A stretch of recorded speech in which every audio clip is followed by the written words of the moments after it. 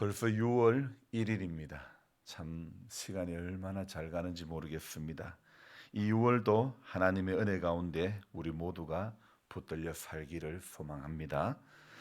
요즘 유행하는 설교 형태가 무슨 시리즈 이런 형식의 설교가 유행하고 있습니다. 예를 들면 회개, 회심 시리즈, 구원 시리즈, 점검 시리즈 이렇게 본인이 설교하고자 하는 그 내용을 어떤 특별한 주제를 가지고 이야기하고자 할 때에 깔끔하게 그 주제와 관련된 몇 개의 시리즈 형태로 연달아 이렇게 설교를 하는 것이죠.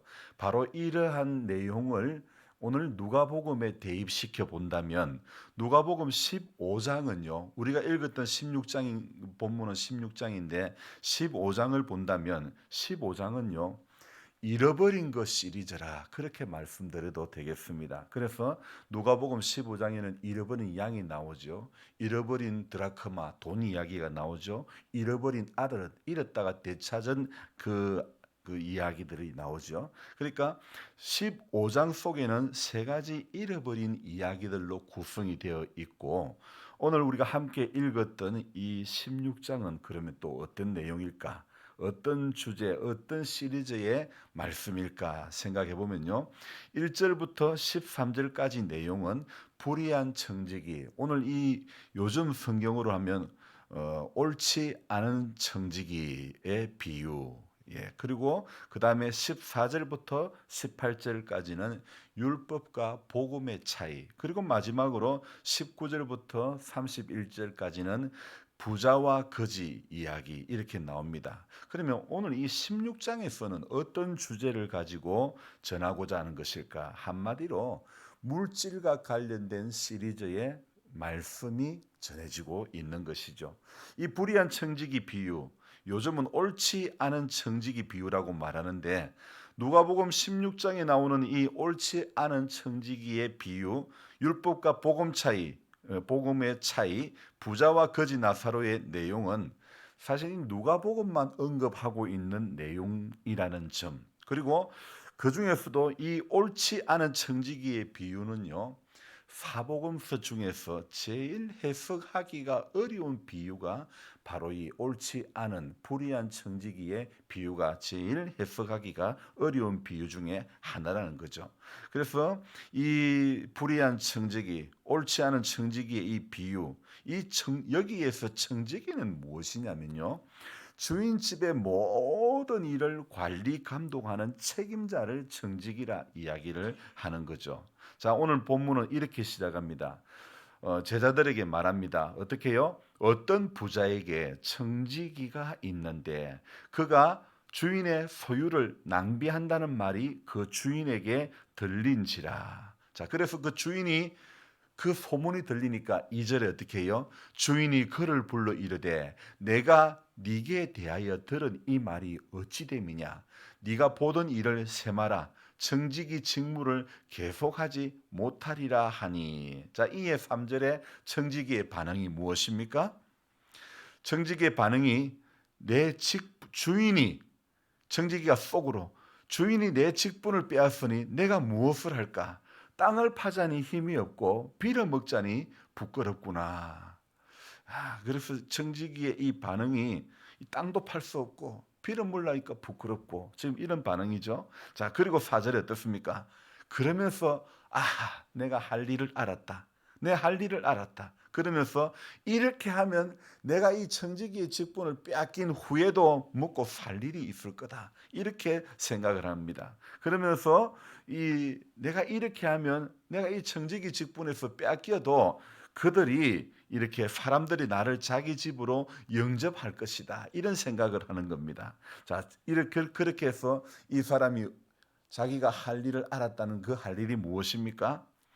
주인에게 너는 얼마 빚지느냐? 주인에게 빚진 자를 일일이 불러다가 묻습니다. 당신은 얼마 빚졌느냐? 길은 100마리입니다. 말하니까 여기에 내 정서를 가지고 그 다음에 무엇입니까?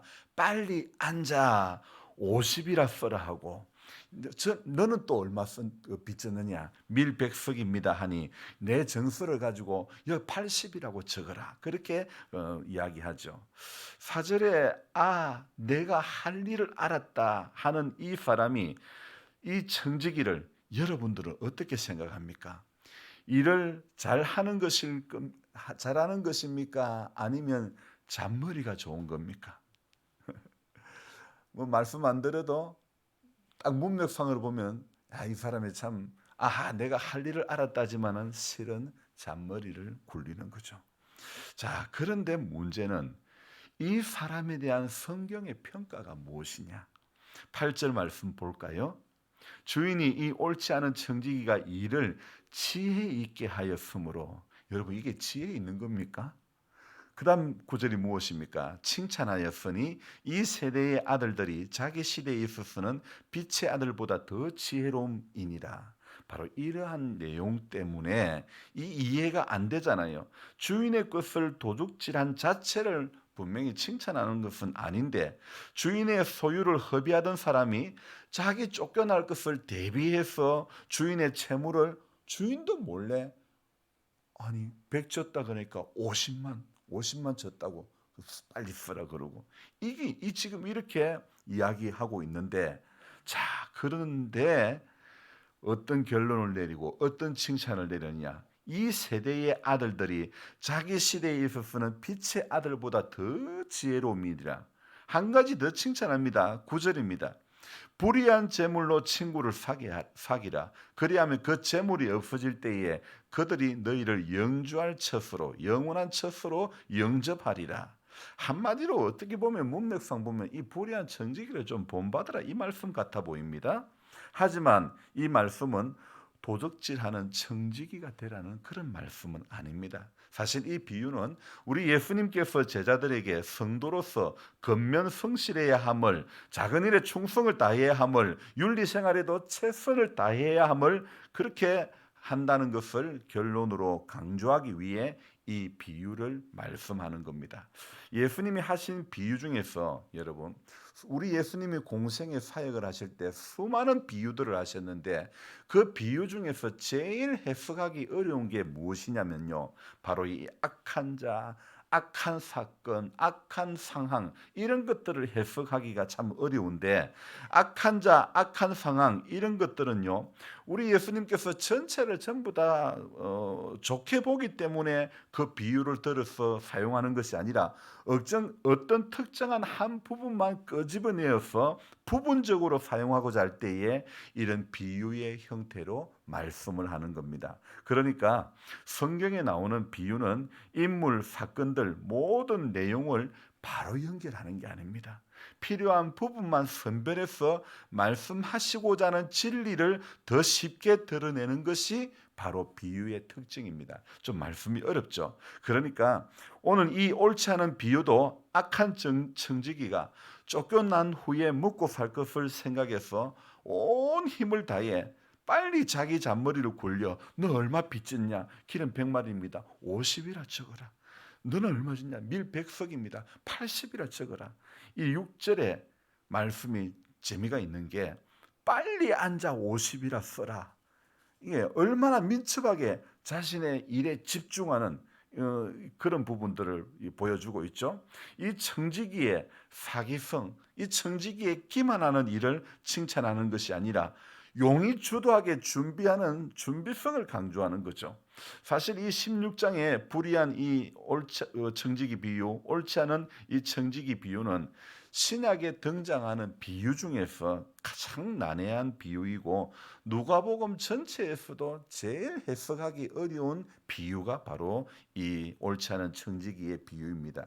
심지어 이 비유는요, 제목 자체부터가 헷갈립니다.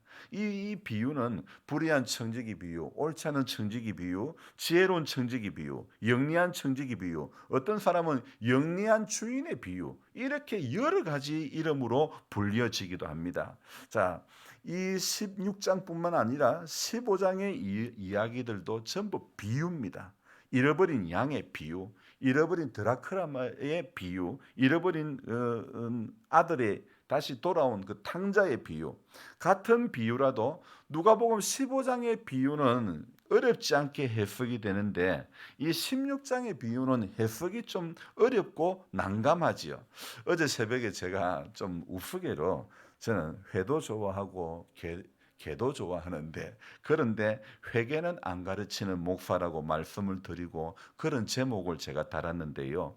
그걸 본 두 분이 제게 카톡으로 답이 왔는데, 한 분은 목사님이신데 이분은 말씀을 새롭게 알게 되네요. 장애인들에게 바르게 전할 말씀입니다. 이런 반응이 왔고요.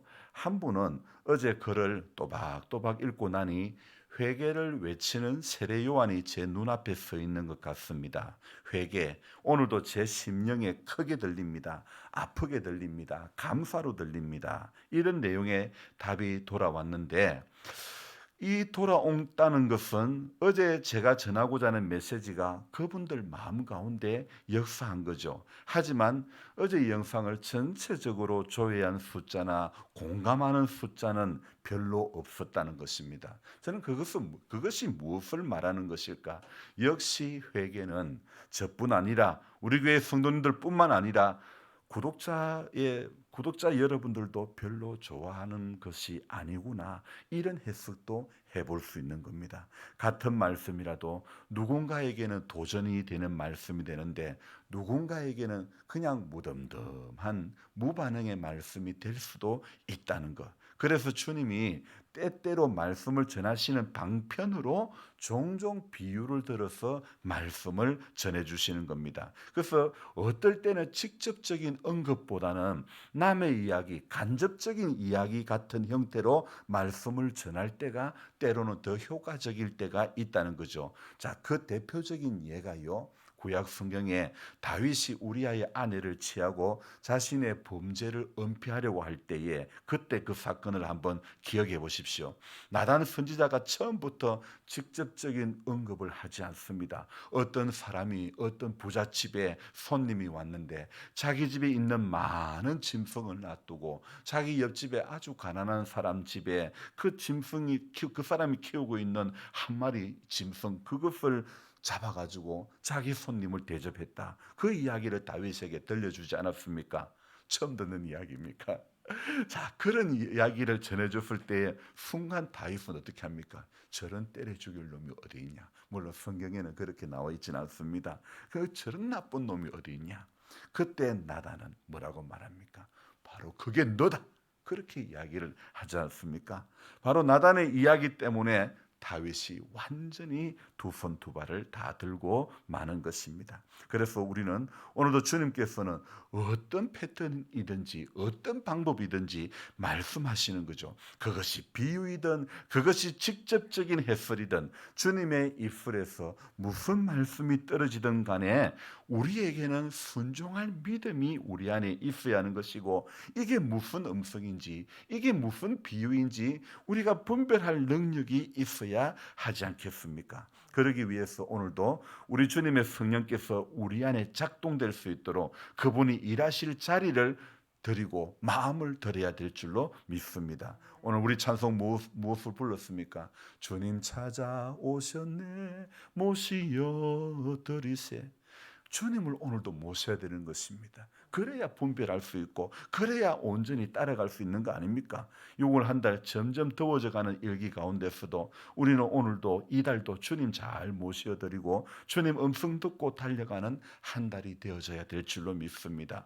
여전히 육의 약함이 우리 가장 약한 꼬리를 물고 덤벼올 것이지만은, 그러나 이 6월도 우리가 이기기 위해서 하나님의 전신갑주를 취해야 될 줄로 믿습니다. 에베소서 6장 13절부터 나오는 말씀을 제가 읽어드리겠습니다. 그러므로 하나님의 전신갑주를 취하라. 이는 악한 날에 너희가 능히 대적하고 모든 일을 행한 후에 서기 위함이라. 그런즉 서서 진리로 너희 허리띠를 띠고 의의 호심경을 붙이고 평안의 복음이 준비한 것으로 신을 신고 모든 것 위에 믿음의 방패를 가지고 이로써 능히 악한 자의 모든 불화살을 소멸하고 구원의 투구와 성령의 금 곧 하나님의 말씀을 가지라.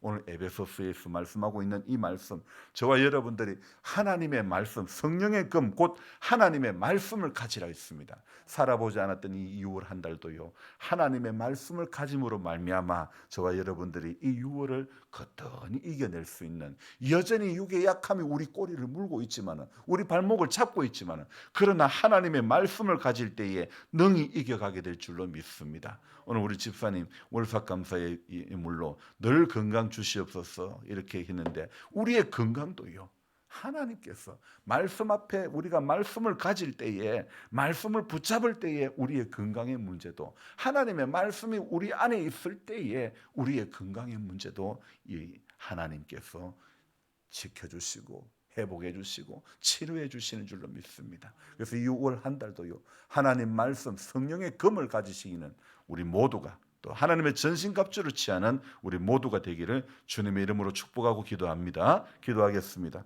고마우신 하나님 아버지, 벌써 5개월을 살았고 6개월째 시작하는 첫날입니다. 하나님, 세월의 흐름이 얼마나 빠른지 모릅니다. 하나님, 세월 빨리 흐르고 세상 친구 가는데 너의 영혼 오늘 밤 떠나도 정말 우리 오늘 주님 앞에서도 구원받을 만한 믿음이 우리 안에 있는지, 너희 믿음을 확정하고 하나님, 너희 자신을 시험하고 확정하라고 주님 말씀하지 않았습니까?